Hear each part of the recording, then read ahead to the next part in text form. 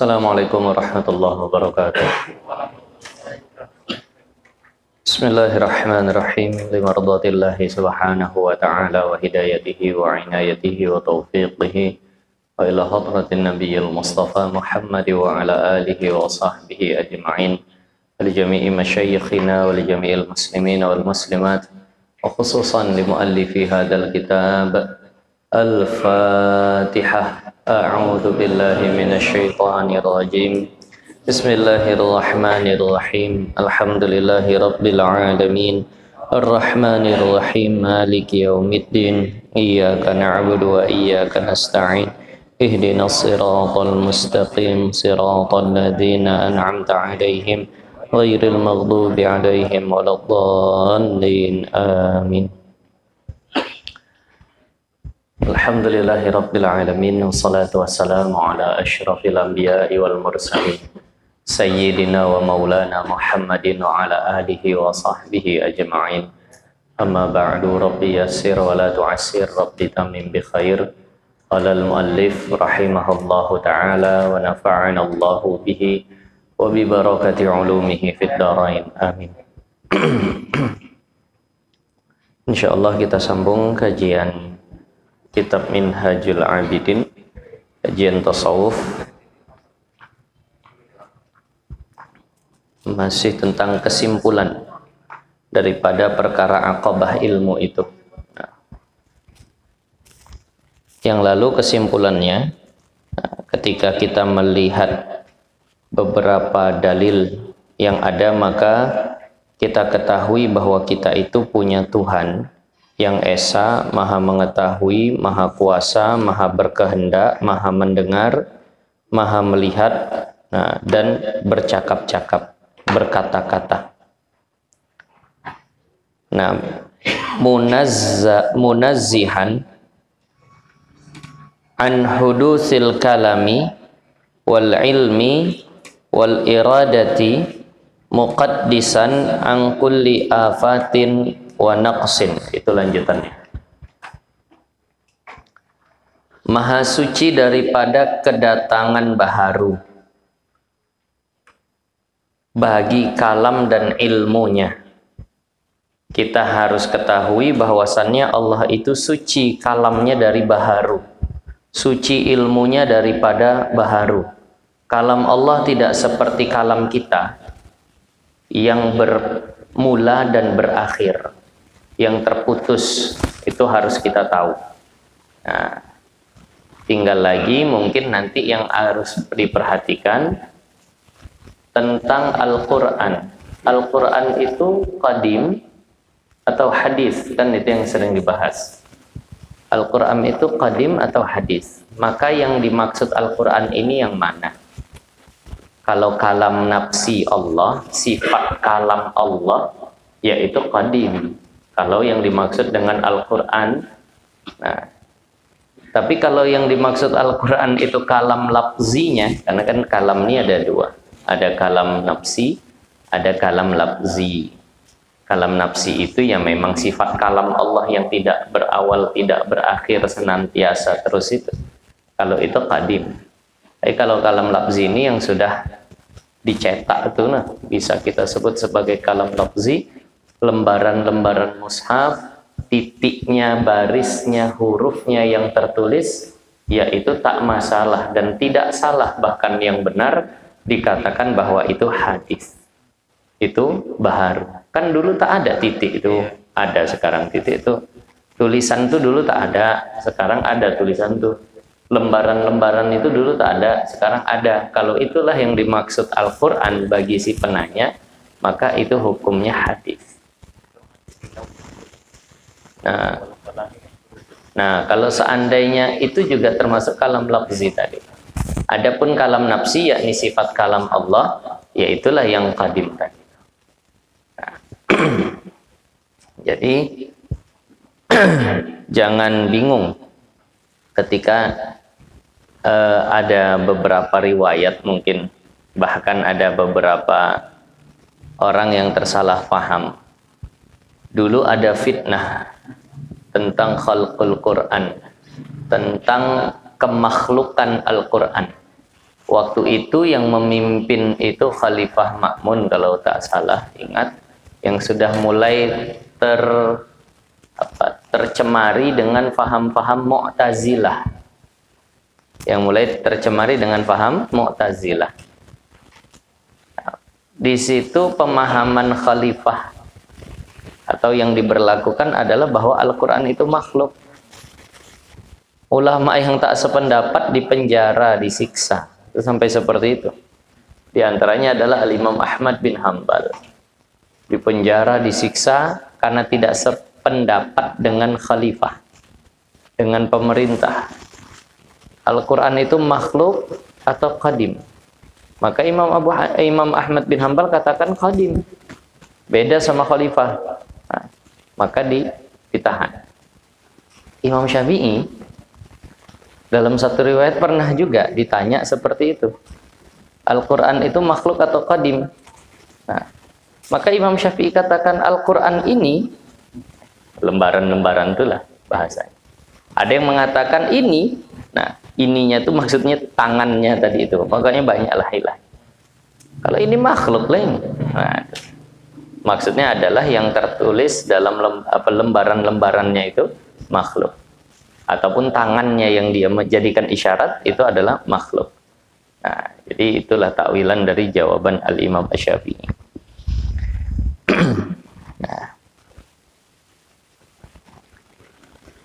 Baik. Jadi kalam Allah itu tidak berawal. Allah senantiasa berkata-kata. Jangan pula dibandingkan berkata-kata Allah itu macam kita, pakai bibir, pakai lidah.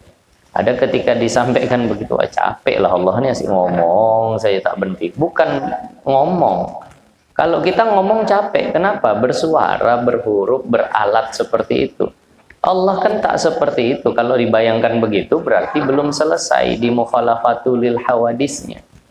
Kalau sudah selesai di mukhalafatul lil hawadis, maka ketika dikatakan kalam Allah tidak berpermulaan, tak akan terbayang apapun di kepalanya. Yang ada keyakinan saja, tidak ada kaif dan surah, tidak ada cara dan gambarannya, tak akan dia gambarkan. Nah, jadi tadi, berarti saya bercakap aja, ngomong aja. Bukan ngomong ya, beda ini. Nah, itu tadi. Bukan macam kita. Nah, begitu juga ilmunya. Ilmu Allah itu tidak kasbi atau tidak didapat dengan belajar. Kalau ilmu kita itu hadis, itu baharu. Dulu nggak ngerti fikih, sekarang ngerti fikih. Berarti ilmu fikih kita dulu tak ada, sekarang ada. Segala hal yang dulunya tak ada, sekarang ada, atau dulu ada menjadi tak ada, baharulah dia. Berarti ilmu kita ilmu baharu. Kenapa dulu tak ada, sekarang ada. Nah, kalau ilmu Allah tak begitu. Ilmu Allah itu tak bertambah dan tak berkurang. Ya udah, sempurna. Allah mengetahui segalanya. Nah, kalau belajar tauhid nanti, kalau tadi kalam, ta'alluqnya itu kepada semua. Nah, yang tiga tuh hukum akal tuh wajib, mustahil, jaiz. Nah, itu udah ada kalam. Nah, bentuk kalamnya apa? Apa bentuk ta'alluqnya? Ta'alluq dilalah, ngasih petunjuk bahwa ini hal, ini yang mustahil, ini yang wajib, ini yang jaiz, nampak. Nah, sama juga dengan ilmu. Ilmu juga ta'alluqnya kepada situ, pada yang tiga situ. Nah, tapi bentuknya adalah inkishaf atau sebagian mengatakan ihatah. Nah, biasanya ya, kalau sama basor inkishaf, kalau ilmu ihatah, terkadang bahasanya seperti itu, meliputi. Nah, itu nantilah sama Ustadz Sumitra lah kalau belajar tauhid. Atau sama Walim Supriyadi. Nah, jadi tidak ada datangan baharu bagi kalam dan ilmunya dan iradatnya. Iradatnya juga itu qadim. Allah kehendaknya tak macam kehendak kita. Nah, tidak berawal. Nah, itu tadi. Mau kehendak iradah. Nah, Intinya ya pokoknya kalau membahas sifat itu mukhalafatuhu lil hawadisnya dimantapkan dulu. Maha suci daripada tiap-tiap kekurangan dan kebinasaan.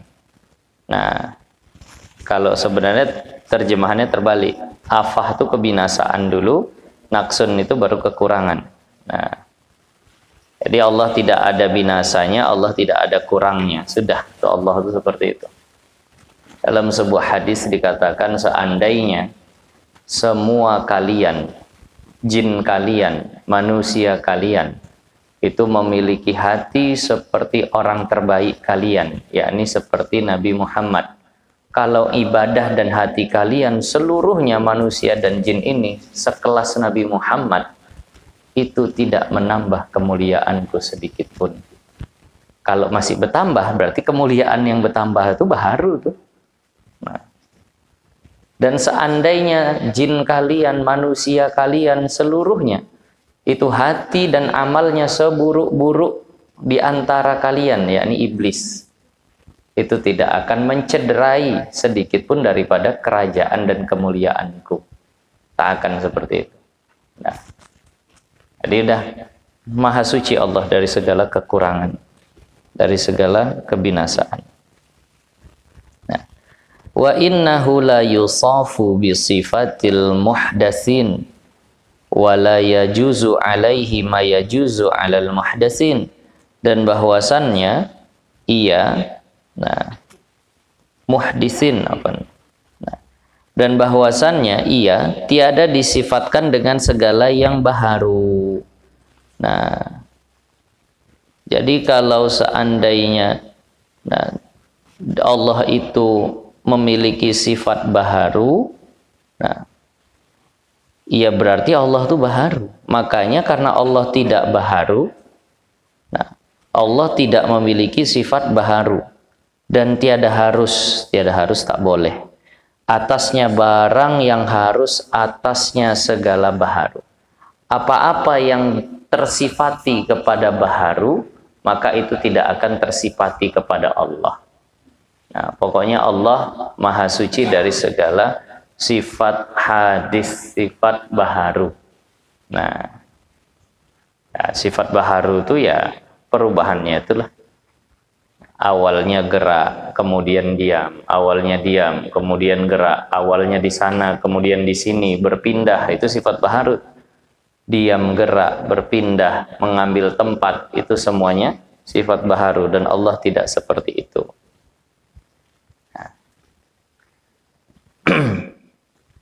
Wala yushbihuhu syai'un min khalqihi wala yushbihuhu syai'un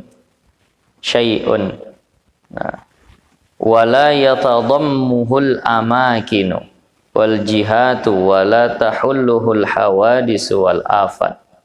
Nah, dan tiada menyerupai ia akan sesuatu. Allah tidak, wala yushbihuhu syai'an, Allah tidak menyerupai sesuatu apapun daripada makhluknya. Allah tidak seperti apapun, dan tiada menyerupa akan dia oleh sesuatu, dan segala sesuatu tidak serupa dengan Allah. Dari dua sisi, Allah tidak seperti apapun dan tidak ada apapun yang menyerupai Allah. Nah, dan tiada mengandung akan dia segala tempat. Allah tidak bertempat. Dah, itu i'tiqad Ahlus Sunnah wal Jamaah ya. Allah maujud bila makan. Allah ada tanpa tempat. Dah. Nah, tak usah bingung-bingung lagi. Pokoknya Allah ada tanpa tempat. Kalaupun ada ayat-ayat yang seolah menerangkan bahwa Allah bertempat, maka ayat itu tak usah dibahas, tak usah diurusi, ya sudah begitu sesuai kehendak Allah. Artinya Allah yang tahu, maksudnya Allah yang tahu, caranya Allah yang tahu. Wallahu a'lam. Itu sikap pertama, namanya tafwid. Tafwid itu harus total. Jangan sudah tasbih baru tafwid. Ada sebagian orang itu, apa arti istiwa? Istiwa artinya duduk. Nah, mengambil tempat. Nah, tapi ya kayak mananya terserah Allah. Iya, tapi sudah disamakan tuh. Nah, jadi kita mutlak. Apa arti istiwa? Sikap pertama, Allah yang tahu. Nah, maksudnya Allah yang tahu. Sikap kedua, alihkan kepada makna yang cocok kepada Allah. Takwil namanya. Terserahlah mau pakai yang mana. Asal jangan tasbih, jangan tajsim, jangan menjadi musyabbihah, jangan menjadi mujassimah. Segala tempat, tidak mengandung akan dia segala tempat, pihak. Jadi arahnya pun tak ada. Allah tak di depan, Allah tak di belakang, Allah tak di kanan, Allah tak di kiri, Allah tak di atas, Allah tak di bawah, Allah tidak ada di 8 penjuru arah. Tak ada arah bagi Allah. Memang tak sampai akal kita membayangkan sesuatu yang ada, tapi tak ada pula arah. Mana itu? Dia zat, tapi zatnya tidak punya arah. Nggak masuk akalku. Jangan pakai akal memang. Nanti begitu udah di surga, baru tahu, oh ini maksudnya yang tak berarah tuh, baru tahu. Karena terlalu tinggi zat Allah untuk dipahami dengan akal kita yang rendah. Sering saya umpamakan, dulu kayaknya tak masuk akal. Keluarga kita satu di Malaysia, kita di Indonesia, bisa bercakap-cakap langsung nampak muka lagi. Tanya sama orang yang hidup tahun 70 dulu. Oh, karomah tuh katanya. Begitu tuh. Bisa orang di Malaysia sama di Indonesia bercakap-cakap langsung tampak muka. Mana mungkin orang karomah tuh. Ternyata sekarang langsung nampak muka. Kalau sekarang ngirim suara bisa, ngirim pesan bisa. Seandainya dibilang lah kan, bisa ngirim aroma, ngirim bau, misal lah gitu. Mungkin akal kita bilang, wah mana bisa, mustahil lah itu. Itu ukuran kita bahasa mustahil itu artinya kayaknya jauh dari akal. Nanti begitu entah bagaimana tahun depan bisa pula aroma dikirimkan. Oh begitu rupanya cara. Begitu ya. Begitulah ketika melihat Allah gitu, di surga. Oh ini maksudnya yang tak bertempat itu. Ini maksudnya yang laisa kamislihi syai' itu. Ini maksudnya yang tak berarah tuh. Orang teknologi saja sudah sering diingkari, ternyata muncul. Itu masih otak manusia, gimana zat Allah? Kita kadang dulu nengok film-film tuh, alah cuma di film, ini mana bisa di sini. Dulu saya nengok film kartun dulu, film Doraemon. Mungkin masih ada lah yang seusia sama saya tuh film Doraemon. Itu yang dari dulu sampai sekarang, tak naik-naik SMP Nobitanya. SD saja. Awak yang nonton udah beranak, dia masih anak-anak aja. Ada alat-alat yang kalau tengok, ini cuma di film nih. Tapi banyak rupanya yang sudah nampak di sekarang nih. Itu maksudnya masih ukuran akal manusia, diingkari ketika nampak baru, oh iya pula. Jadi jangan diukur zat Allah itu pakai akal kita. Nanti setelah tahu baru ini maksudnya. Udah tunggu saja nanti. Orang-orang Wahabi itu yang tak terima Allah tak bertempat tuh. Tunggu saja nanti baru tahu maksud Allah tak bertempat tuh bagaimana. Maksud Allah tuh tak berarah tuh bagaimana.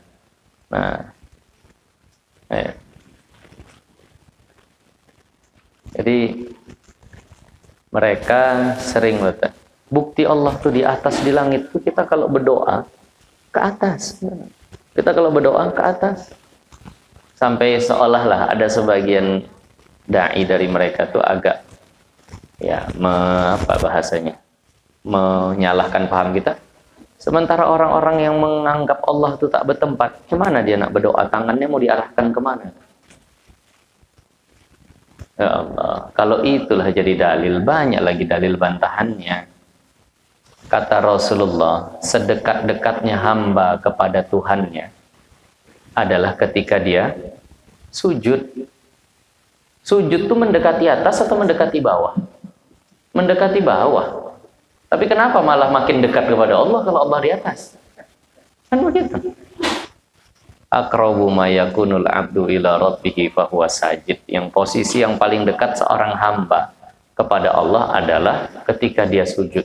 Seharusnya kalau memang Allah itu di atas, posisi yang paling dekat seorang hamba kepada Tuhannya ketika dia melompat. Kalau memang Allah itu di atas, kan begitu. Ternyata waktu sujud itu dekat dengan Allah. Maknanya ini kan bahasa-bahasa yang tak bisa dipahami dengan seperti itu. Isyarat-isyarat itu isyarat minta, isyarat ngemis. Nah, jadi mukhalafatuhu lil hawadis betul-betul difahami. Jangan sampai menyamakan Allah dengan makhluk. Nanti soalnya di akhir hayat itu akan banyak dapat ujian. Banyak iblis itu menjelma menjadi segala macam. Ketika orang udah sakaratul maut, iblis menjelma menjadi banyak sosok yang mengaku menjadi Tuhan, segala macam. Dia akan berusaha menggelincirkan kita. Aku adalah Tuhanmu. Nah, kita yang sudah mukhalafatul lil hawadis bukan. Kenapa? Kau masih seperti dengan makhluk. Kau ada di hadapanku, misal begitu. Kau bercakap masih pakai huruf, masih pakai suara. Nah, bukan. Nah, langsung bisa kita bantah. Tak mempan dengan itu. Nah, wah, ini akidahnya udah mantap. Tapi percayanya sama guru mungkin kuat. Maka guru-guru kita akan wujudnya diambil oleh iblis tadi. Dan dia akan bilang, mungkin bagi kita lah, muncul almarhum Tuan Guru Hafiz Yazid di dalam sakaratul maut kita. Dan beliau, kalau seandainya beliau muncul dan berkata, salah akidah yang kuajarkan selama ini sama kalian, sifat 20 itu melenceng. Bukan beliau pasti itu. Takutnya karena percaya betul sama guru, oh iya Pak. Nah, yakinilah bahwa Allah itu begini-begini, yang menyimpang kita yakini, nah itu yang gawat. Nah, itu dipahami. Insyaallah nanti akan datang wa nazar fil mu'jizati rasul wa alamun nubuwatihi. Nah, wa nazarta ini akan datang.